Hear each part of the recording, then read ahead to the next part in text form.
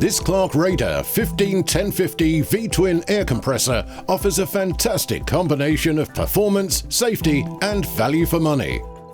This twin-output compressor, with its large 100-litre receiver, is suitable for DIY and trade applications and has a high rate of delivery, making it perfect for large-scale paint spraying, tyre inflation, blow cleaning, nailing, stapling and more.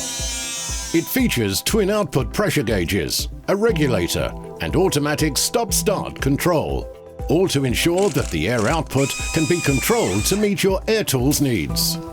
The 15-1050's automatic stop-start control offers the user greater control for the job in hand and also ensures that the motor only runs when it has to. This reduces energy usage, prolongs the lifespan of the motor and saves you money.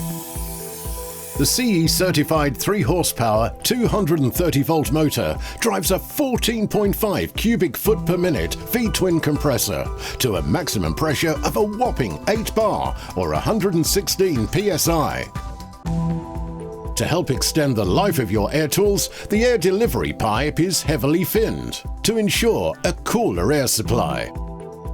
The 100-litre air receiver offers a large capacity and is protected by a fully automatic pressure switch.